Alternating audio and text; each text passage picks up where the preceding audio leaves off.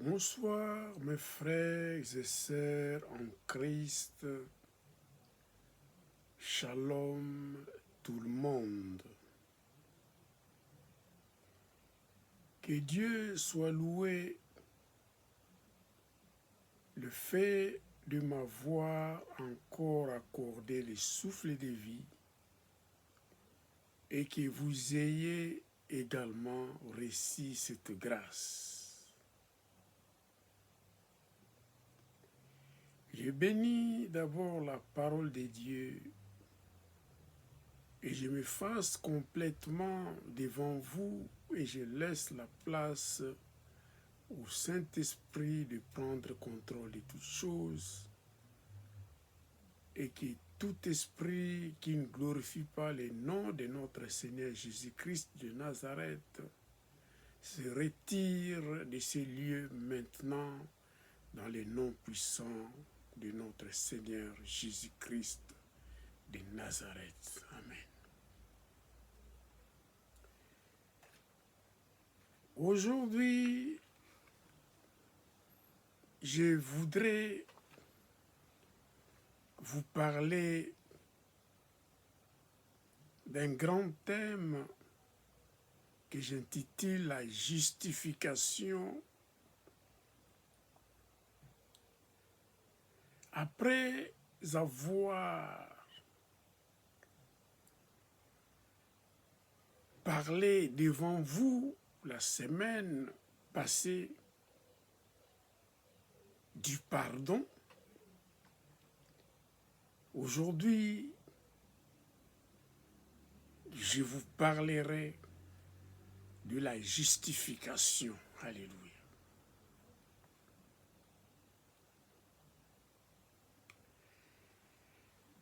Dans l'histoire de l'humanité, nous savons que Dieu créa les cieux et la terre et tout ce qui renferme. Il créa l'homme à leur image et à leur ressemblance. Mais l'homme, Adam et Ève, avaient péché, désobéi à Dieu. Et le péché était entré dans le monde, la mort était également entrée dans le monde. C'est pourquoi je vous avais parlé du pardon, car Dieu, bien qu'il avait chassé Adam et Ève du jardin d'Éden, mais il y avait déjà les signes du pardon. Il avait tué un animal et il les avait vêtus, Adam et Ève, par la peau d'un animal. Alléluia.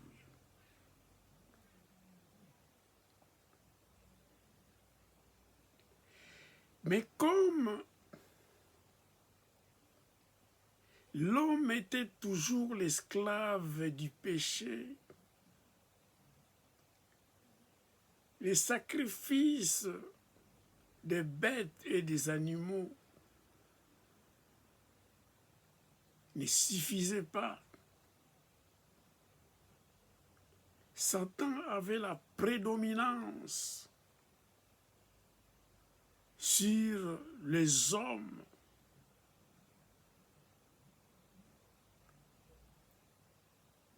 Alors Dieu, pour anéantir cette condamnation qui était liée à la désobéissance d'Adam et Ève, liée au péché qui était entré au monde, car le péché, le salaire du péché, c'est la mort.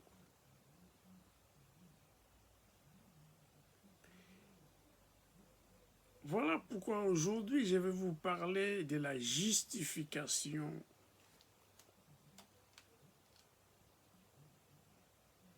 Pour élucider, éclairer devant Dieu et devant les hommes, comment cet homme qui est condamné, comment l'humanité qui est condamnée devrait avoir la liberté, cette liberté définitive qui l'amènera au salut. Sans plus tarder, je vais vous dire que la lecture principale aujourd'hui sera centrée sur Romains chapitre 4. Je vous lirai le verset 9 et du 23, verset 23 jusqu'à 25 également. La justification, au fait, c'est quoi?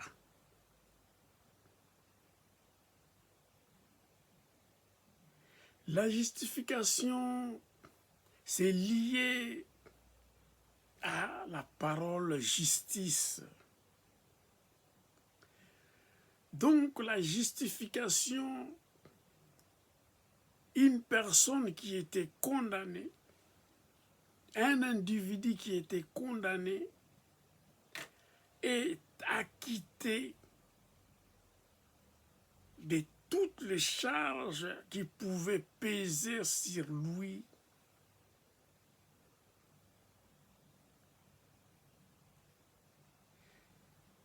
Afin qu'il soit complètement libre et sans faute. Mais pour être acquitté dans ce monde, là où il y a la justice, il y a les tribunaux.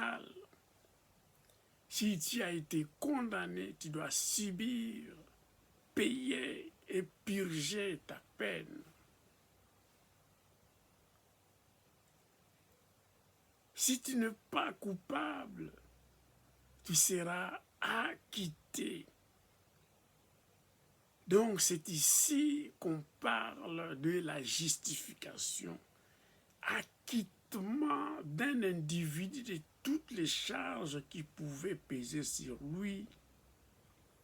Et alors, il sera considéré comme une personne libre, sans faute.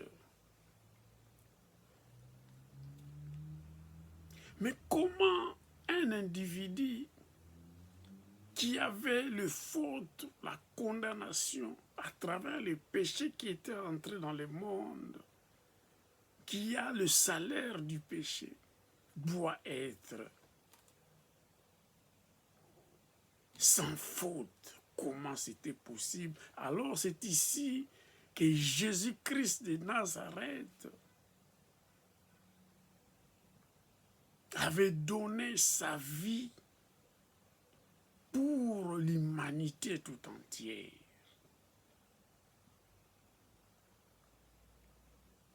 Il avait accepté de mourir sur la croix, de payer le prix complet, total, afin que l'homme pécheur soit acquitté et acquérir cette position de justification, cette position de liberté de se présenter devant la face de Dieu. Alléluia. Je lis la parole de Dieu sans plus tarder. Je bénis Dieu. Je lis au nom de Jésus. Romains chapitre 4, verset 9. Et je lirai également verset 23 jusqu'à 25. Ce bonheur n'est-il que pour les circoncis, ou est-il également pour les incirconcis? Car nous disons que la loi fit imputer à justice à Abraham. Mais ce n'est pas à cause de lui, ça c'est le verset 23, ce n'est pas à cause de lui seulement qu'il est écrit que cela lui fut imputé.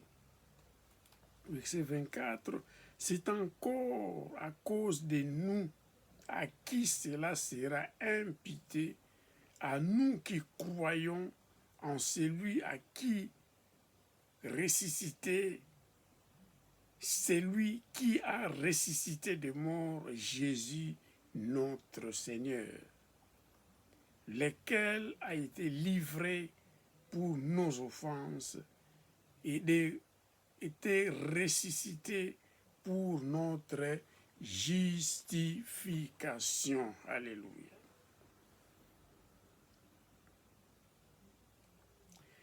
Ici, l'apôtre Paul reprend, il justifie, il éclaircit les passages que Abraham avait accepté, avait cru à Dieu, sans avoir encore reçu ou aperçu cette déclaration que Dieu avait faite à lui en lui promettant que Sarah, sa femme,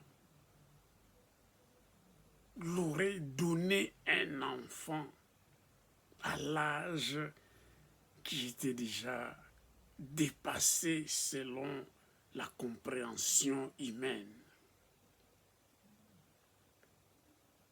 Il avait cru à la promesse de Dieu, bien qu'il était encore incirconcis. Et par cette foi qu'il avait accepté, avait cru seulement à ce que Dieu avait dit, sans avoir encore touché, palpé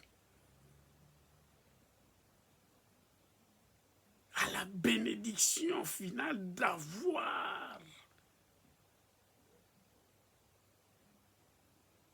de voir le fils naître, d'un enfant naître,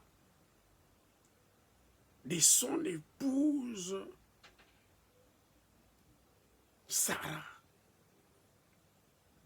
Alors, à Abraham, on l'a imputé la justice par cette foi-là. Dans Jacques chapitre 2, il parle également de Rahab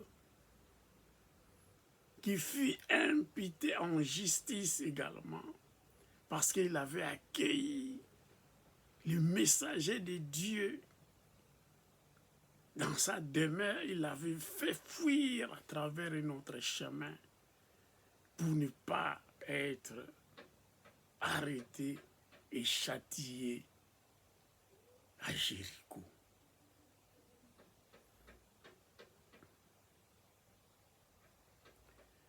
Donc,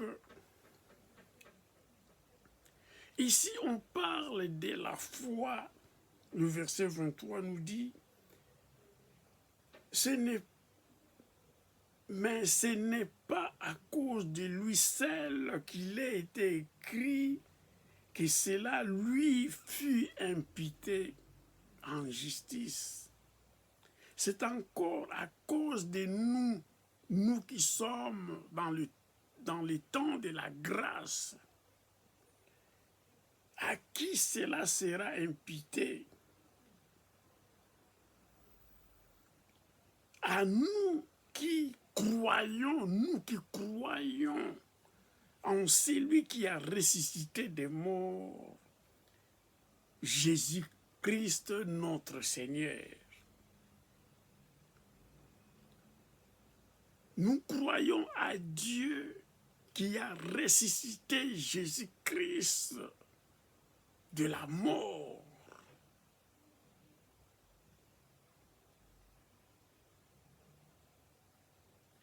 Nous croyons à cette résurrection parfaite de Christ qui nous a conduits à la rédemption.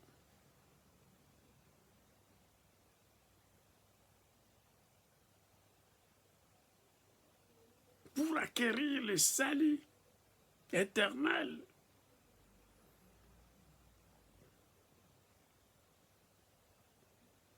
Verset 25 nous dit, par lesquels a été livré pour nos offenses et est ressuscité pour notre justification. Jésus-Christ était venu sur la terre. Il n'avait point connu le péché.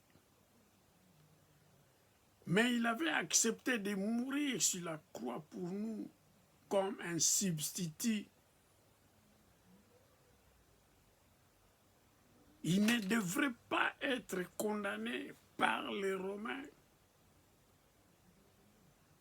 Mais à cause de nos offenses, à cause de nos péchés, il avait été accusé comme un pécheur.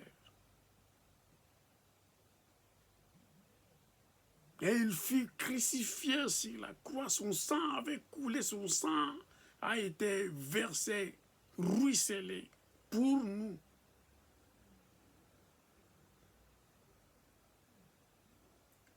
Donc il avait payé ses prix pour notre acquittement total des charges de la condamnation du péché qui pesait sur nous, les humains tout entiers. Mais parce que nous croyons à l'œuvre parfaite de la mort de Jésus-Christ sur la croix à Golgotha, et que son Père, le Dieu Tout-Puissant, l'avait ressuscité de mort, comme un rançon, avait payé un prix total pour nous délivrer totalement, pour nous acquitter totalement de ses péchés, de ses fardeaux, pour nous faire bénéficier de cette vie libre, sans faute, sans péché.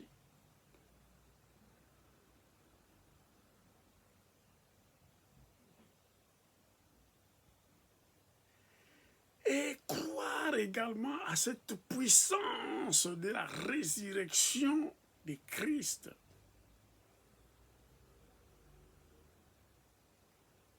Il était monté au ciel, là où il est assis à la droite du Père, il intercède pour nous jour et nuit.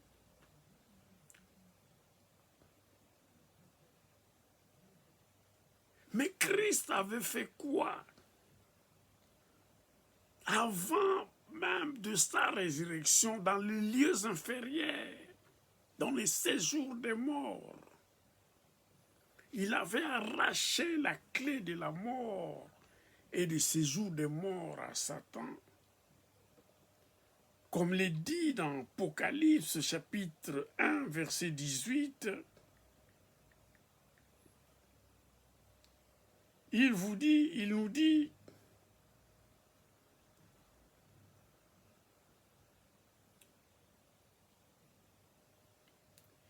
et les vivants, j'étais mort et voici, je suis vivant au siècle des siècles. Ça, c'est Christ qui parle dans Apocalypse chapitre 1, 18. Je tiens les clés de la mort et du séjour des morts. Avant sa résurrection, il avait saisi ces deux clés-là. Les clés de la mort et du séjour des morts que détenait Satan pour la condamnation de l'homme pécheur. Mais quand il fut ressuscité des morts, il avait emporté au ciel avec lui les clés de la mort et du séjour des morts,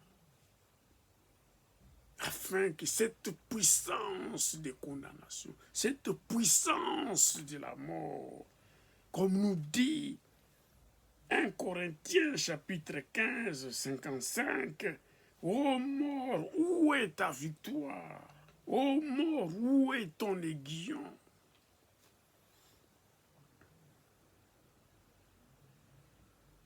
L'homme est justifié une fois pour toutes par la mort de notre Seigneur Jésus-Christ, de la mort. Et il fut ressuscité, ayant arraché les clés de la mort et des séjours de mort à Satan. Et il est monté au ciel, là où il est assis, il est à la droite du Père, intercède pour nous jour et nuit. Nul ne pourra nous nuire en tant que croyants. Alléluia. Nous bénéficions et nous jouissons de cet acquittement, de cette libération de toutes nos fautes, de tous nos péchés, par la vertu de la mort de Christ, par la vertu de son sang qui a coulé, qui a ruisselé pour nous laver, pour nous délivrer totalement de la mort et du péché.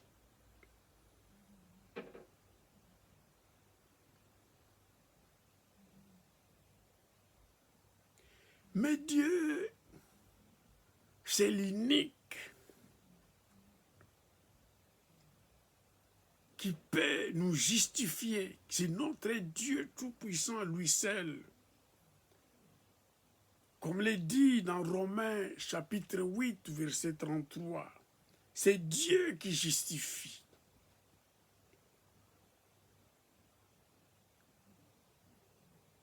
Qui accusera les élus de Dieu? C'est Dieu qui justifie. Personne, ni Satan, ni ses démons, ni les sorciers, ni la hauteur, ni la profondeur.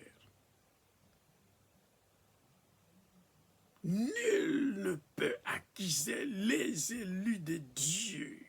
C'est Dieu seul qui justifie. Alléluia. Quand nous croyons et nous vivons selon le Saint-Esprit, soyons-en sûrs que nous marchons dans la liberté, de marcher dans la liberté sans faute, acquise par notre acquittement, notre libération totale de fardeaux, de charges qui pèsent sur nous.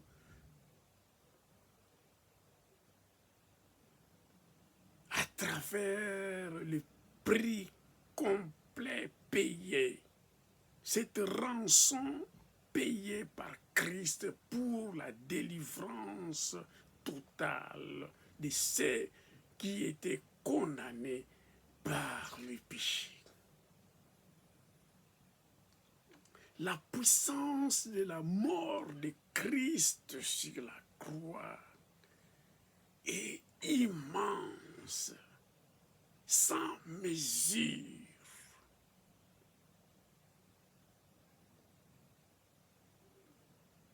Les hommes pourront dire comment est-ce possible qu'une personne comme nous autres,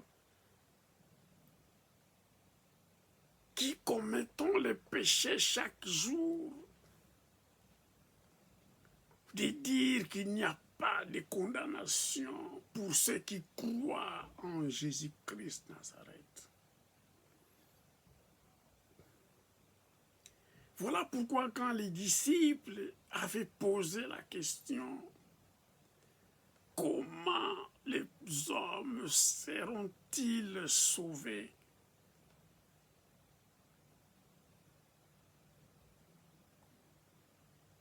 Jésus avait répondu à ses disciples, tout ce qui est impossible aux hommes est possible à Dieu. Alléluia. Car Dieu, Jésus-Christ Nazareth, et ils savent l'origine du péché. Ils savent que le responsable du péché, c'est Satan. Car Dieu lui-même, Jésus lui-même, après son baptême, il alla au désert pour jeûner et prier pendant 40 jours et 40 nuits. Il fut tenté par Satan 3 fois, mais rien ne s'était passé. Donc Christ, il avait vécu, il avait vu comment Satan est capable de tenter et chercher de terrasser même les hommes de Dieu. Mais à travers la mort de Christ sur la croix à Golgotha et sa résurrection de la mort, cette puissance du péché, cette puissance de la mort est vaine. Alléluia. Voilà pourquoi 1 Corinthiens chapitre 15, 55 nous dit, ô mort, où est ta victoire? Ô mort, où est ton aiguillon? Car le secret de la mort a été dévoilé et la clé de la mort et du séjour des morts est entre les mains de Jésus-Christ Nazareth, Seigneur de gloire. Donc nous, chrétiens, nous avons ce pouvoir de la repentance. Et notre Dieu est miséricordieux et il nous pardonne quand nous nous repentons sincèrement de notre cœur.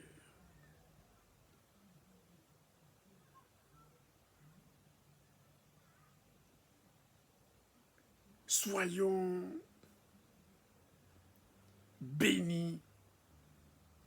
Soyons dans la joie et dans l'allégresse, car nous savons cette vérité révélée.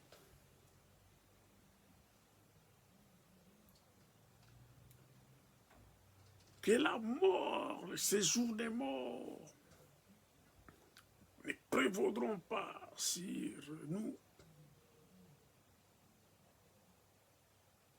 La mort n'a plus son aiguillon. Si Dieu est avec nous, qui sera contre nous? Si les clés de la mort et du séjour des morts est entre les mains de notre Seigneur Jésus-Christ. Et si nous croyons effectivement à son œuvre parfaite, sur la croix à Golgotha, mourir sur la croix, lui qui n'avait point connu le péché.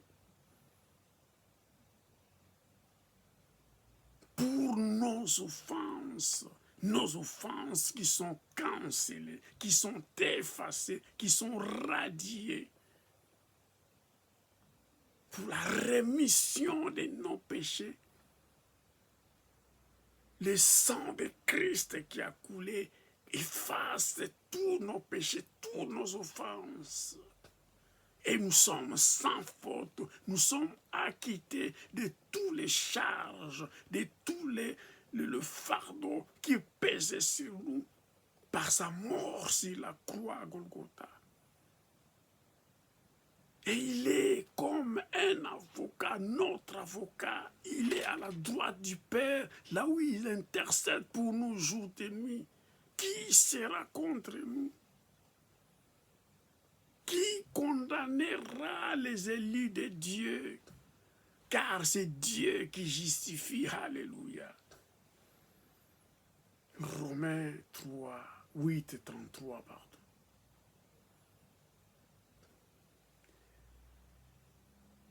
Élie de Dieu,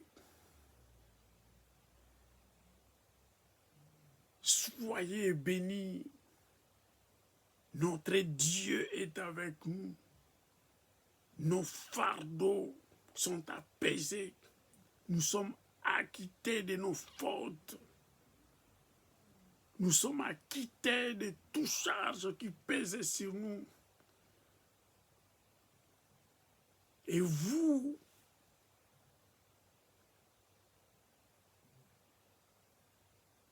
la fin du monde arrive.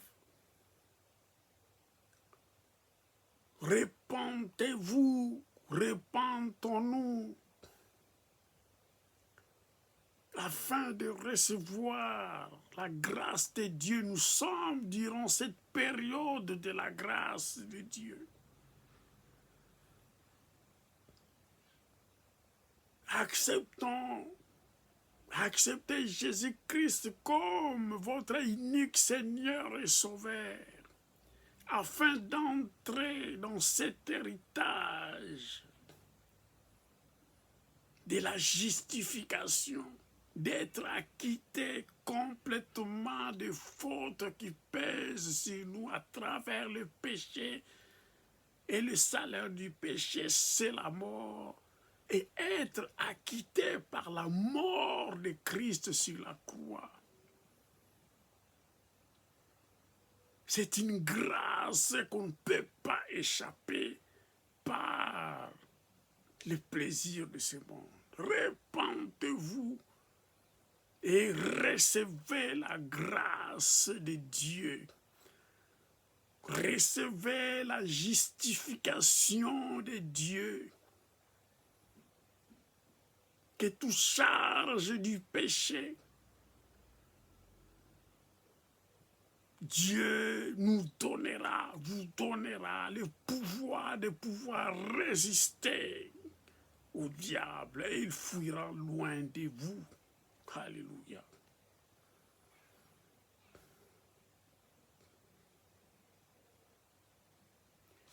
L'unique occasion de saisir cette faveur gratuite de Dieu qui est la grâce de Dieu, c'est d'accepter notre Seigneur Jésus-Christ comme votre unique Seigneur et Sauveur, et vous recevrez cette grâce, cette faveur gratuite, la grâce de Dieu, la justification qui entrera dans votre vie sans pouvoir payer un prix, car le prix total, la rançon a été complètement payée par Jésus-Christ Nazareth sur la croix Golgotha.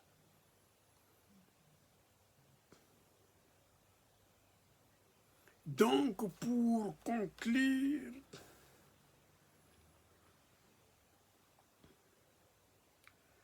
la Bible nous dit, c'est Dieu seul qui justifie. Et la Bible nous dit,